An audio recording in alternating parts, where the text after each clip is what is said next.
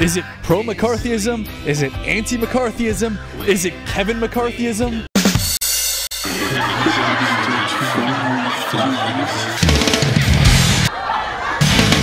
2 years after it was written, Jack Finney's 1954 novel was adapted into a motion picture. And unlike other sci-fi horrors, seemed to pinch a societal nerve with the concept of pod people.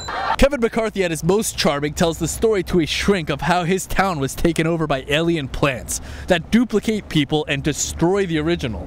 Unlike zombies, when people are turned, they look and act identical to the original, only they're stripped of any and all emotion. Doesn't sound so bad to me.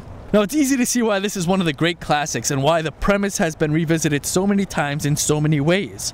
But the voiceover narration, the whole frame story of McCarthy's character, Dr. Bennell, having to prove his sanity, it's pretty cheddar. As the story goes, the whole frame plot wasn't even supposed to be there, and was shot after the fact to allow a more optimistic ending. Typical Hollywood.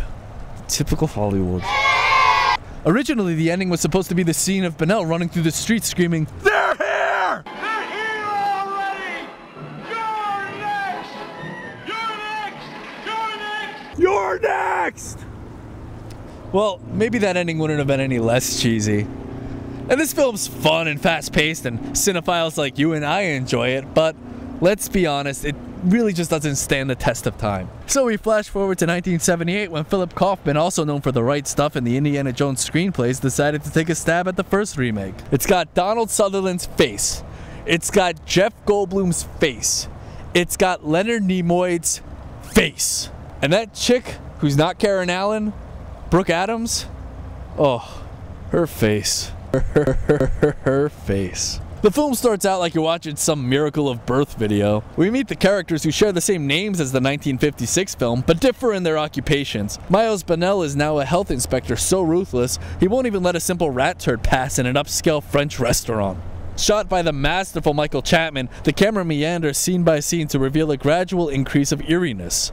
Kaufman utilizes space, time, and most noticeably, sound. Unsettling, pulsating noises like the beating of a heart or the repetition of machinery, analogous to the mechanical nature of these duplicates, and extremely effective, for example, in the scene where Becky recalls her day following her husband around.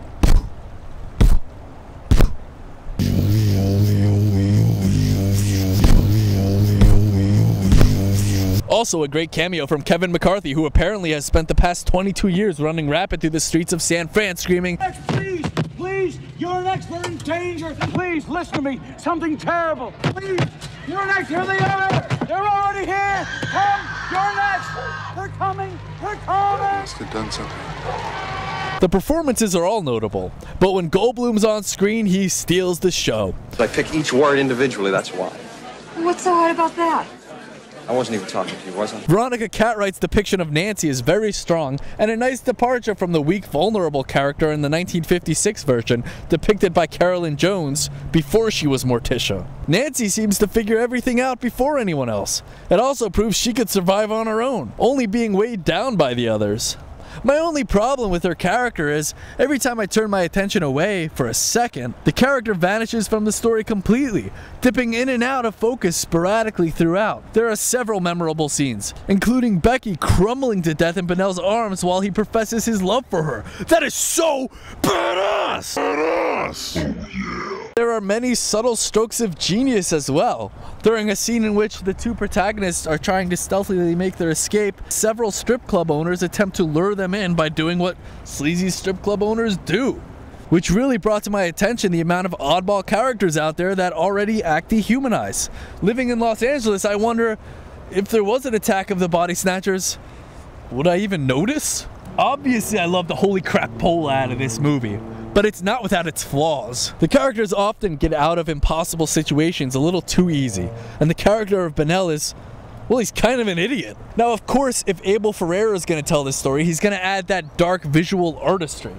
And of course, in 1993, just 1 year after his opus Bad Lieutenant came out, that's exactly what he did. Ferrara takes the story out of Frisco and onto a military base, which in itself may serve as a poignant device for the allegory of blind followers. But moreover, it's just a solid plan for alien infiltration. I mean, by 1993, pretty much everyone in the Bay Area was stoned, smelly, and listening to Eddie Vedder. Matter of fact, most everyone in the Bay Area was Eddie Vedder. So it stands to reason that an alien race fixing to eradicate humanity and recreate it in their image would be better off starting with the military. Meg Tilly does that creepy cutesy thing she did in Psycho 2. It may be over the top, but there's less dialogue and more visuals. The duplicates are a little more sinister, and the effects are a little more gruesome.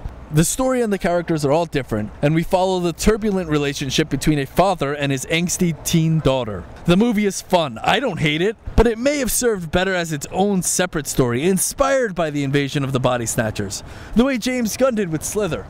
Slither was awesome! Hey, was there a 2007 remake as well? Did anyone see that? Was it good? Anyway, the three films are very watchable both alone and with friends, but the 1978 one is probably your best bet. The underlying themes are what makes this movie so relatable and so multifaceted. You can reference pot people talking about the school system. Democrats can use it against Republicans, who can in turn use it against Democrats. You can use it against a group of people you don't like, or the KKK, who can then turn and use it against the mummers. Point is, the depiction of an emotionless Earth is what makes this film, or one of these films, a must-watch. Let me know if there's any movies you want me to talk about, do all that YouTube-y stuff, and hey, I'll see you next time!